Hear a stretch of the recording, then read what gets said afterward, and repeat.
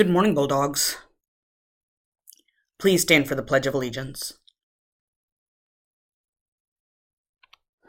I pledge allegiance to the flag of the United States of America and to the republic for which it stands, one nation, under God, indivisible, with liberty and justice for all.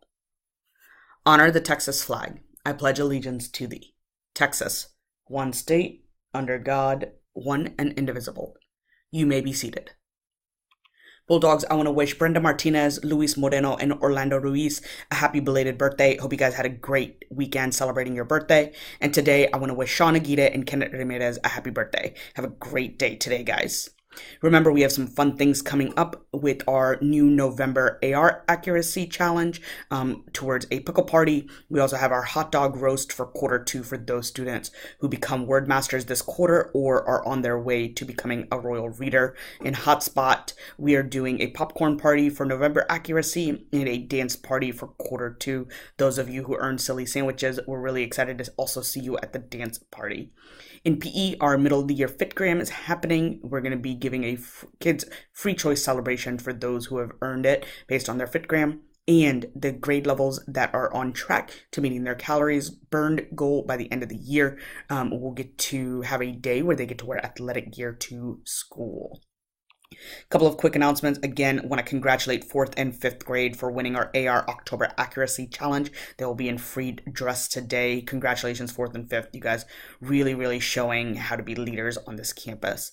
Let's show pride in the building by keeping our building nice and clean so that way we have a nice learning environment. Quiet, straight transitions allow us to get to class on time, so that way we can work towards our goals. And this week, I want you to really flex your bulldog value of being determined and ask yourself, how am I going to be determined towards my goals? So that means, what am I going to do over and over again to make sure that I can reach my goals? Teachers, you can take it on for Managing Emotions Monday.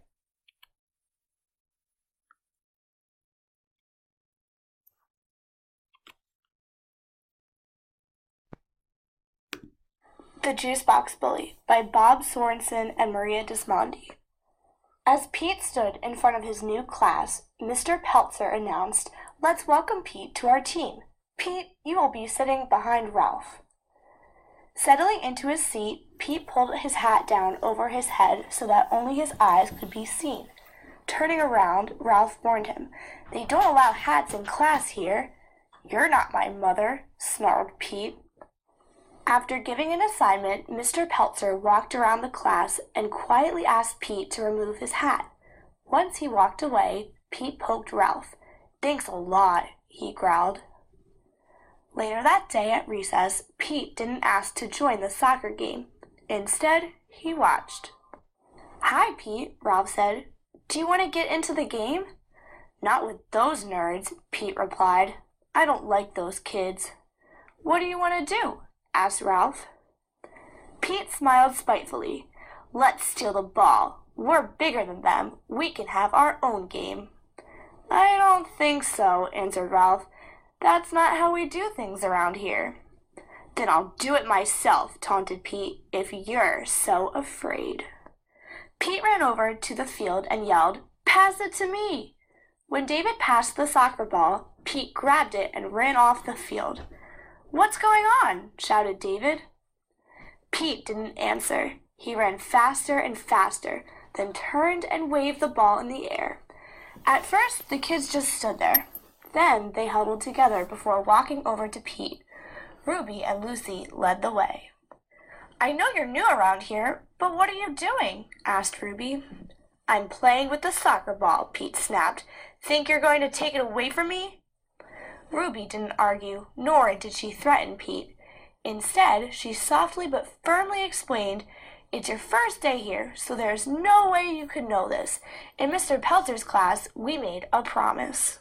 We promised to take care of ourselves, each other, and our classroom, and to solve problems peacefully. We promised that in this class, no one would stand by and accept bad behavior. When someone acts hurtfully, we all speak up. We want you to be a member of the class and to make the same promise." "Dumb rules, dumb promises."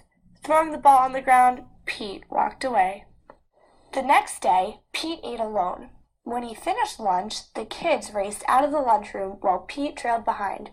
Ruby ran up to Pete and asked, "Do you want to play soccer today?" "I don't play with nerds." "Okie dokie," Ruby replied.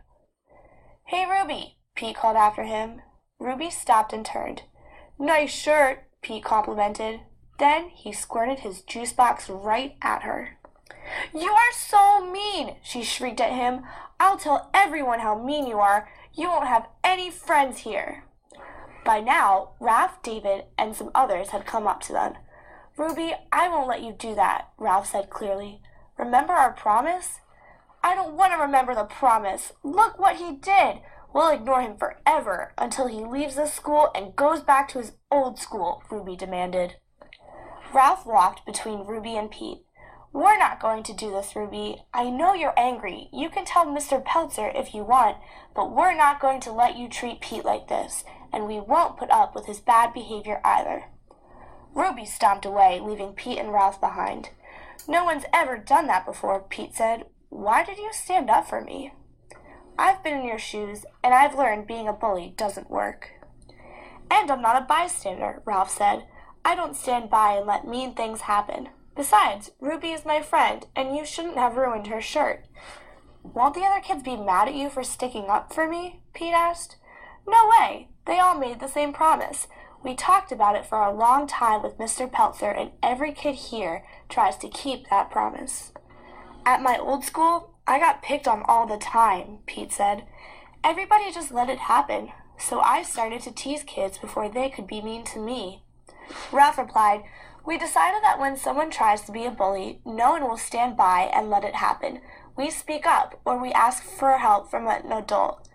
But we won't be bystanders to bad behavior." The bell rang, and it was time to go back to class. "They hate me. They'll never let me play with them," Pete said. Before Ralph could answer, David, Lucy, and Ruby came toward them. "I'm sorry about what I said," Ruby apologized. "I can't believe I forgot the reason why we made the promise. If we can remember to stand up for each other, school's a lot more fun." "Wow, the kids here are way different than at my other school," Pete said. "Maybe I'll give this promise thing a try." "Great, let's go talk to Mr. Peltzer," said Ruby. "Hey, Ruby, sorry about your shirt," Pete added. Ruby smiled. "No worries, I kind of like the new look." Everyone laughed as Pete and Ruby led the way into class.